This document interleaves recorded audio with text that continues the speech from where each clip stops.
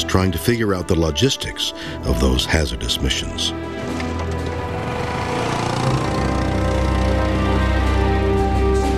So Pascal Lee and two former NASA astronauts, Mario Runco and Jeffrey Hoffman, are planning an expedition to the unexplored north coast of Devon Island. They want to take a closer look at the Mars-like gullies that have long intrigued scientists. Were those channels on Mars also carved by running water? Extraordinary new pictures released by NASA show that some of these gullies appear to have been created as recently as a few years ago. And where there was water, there might still be life. Tests done on Devon Island established that an astronaut wearing a cumbersome spacesuit with a limited supply of oxygen can't roam more than a few kilometers from his landing site, even with the help of an open vehicle. That's why the team will travel on board this modified Humvee, simulating a trip in a pressurized rover.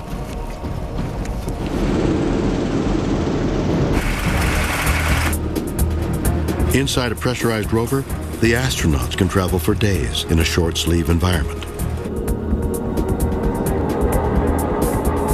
Only when they reach their destination will they need to put on their spacesuits.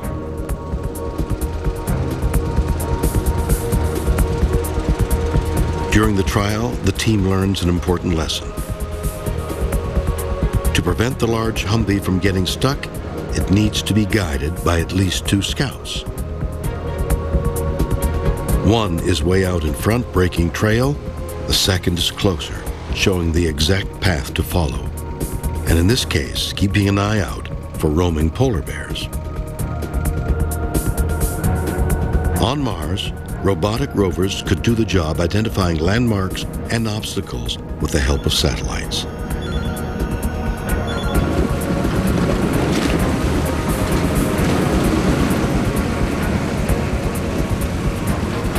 Nearing the gullies, terrain becomes so rough, the explorers will have to proceed on individual rovers.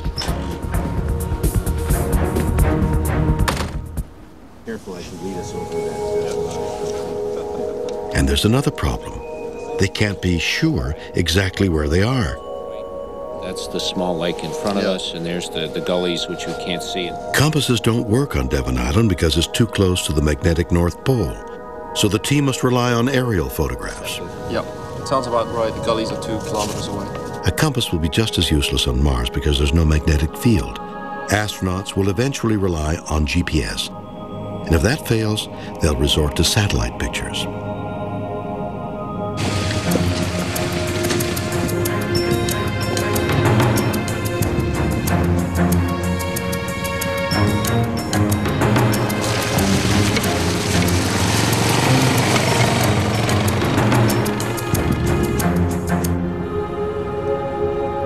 4 hours after leaving the research station, our explorers finally get to the ridge of the massive gullies.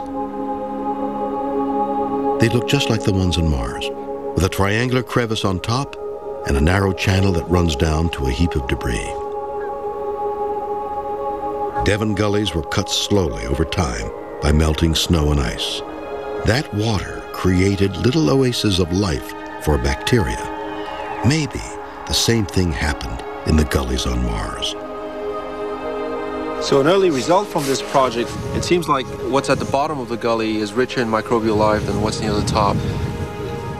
So when astronauts search the gullies on Mars, this is where they should look. Another lesson is learned from this trial. The idea that you're going to go 100 kilometers in your spacesuit in one day is just not going to happen. A pressurized rover may be needed for trips as short as 10 kilometers. As the team is about to leave, a spectacular find. We were walking around and one of the people in the group, Pascal, just happened to see this pattern. This is an incredible fossil. You don't send robots out to find fossils because they don't have the situational awareness that a person does. So when we finally do get people on Mars, the rate of discovery is going to go up just immeasurably.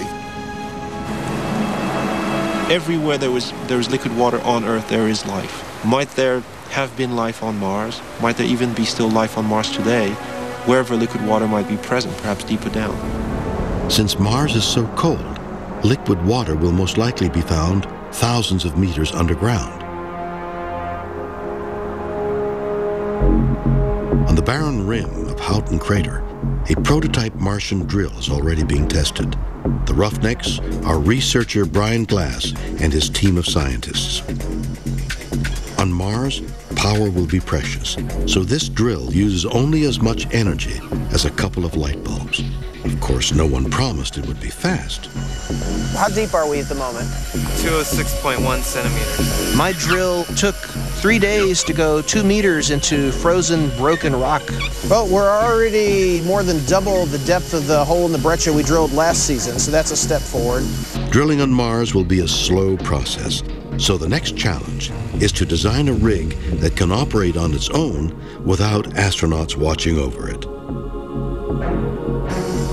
What my project does is, in some sense, it replicates a human drilling team. So we have software that does that. It listens to the drill, what noise is it making, how the shaft wiggles as it goes down, just like a human would. When the drill detects a problem it can't handle, it calls for help. Overall, the drill performs better than the team had hoped. A small victory that may help unlock Mars' deepest secrets. Space probes have already detected large amounts of underground ice on Mars. There might even be pockets of liquid water about 2 kilometers below the Martian polar caps. It's the sort of environment one might actually find living creatures if we were going to find them there. If the drill hits water, it could gush out in a snowy spray, freezing instantly in the Martian supercold air. The most appealing argument for life on Mars is that it would have followed the water. So we have to make this work. Find out what's there, find out if there's life, help figure out our own place in the cosmos. If the drill fails, the astronauts will set out on their boldest expedition to find life at the bottom of a Martian cave.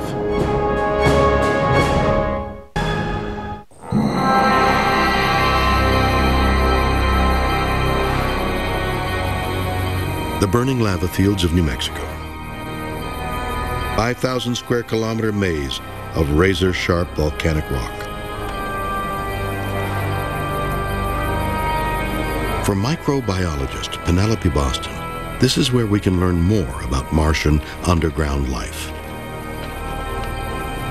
We know that Mars is not internally dead, although it's a less active planet than Earth, and there may very well be volcanic hotspots spread in many places around the planet. Volcanoes can spawn underground rivers of lava that leave behind huge tunnel-like caves.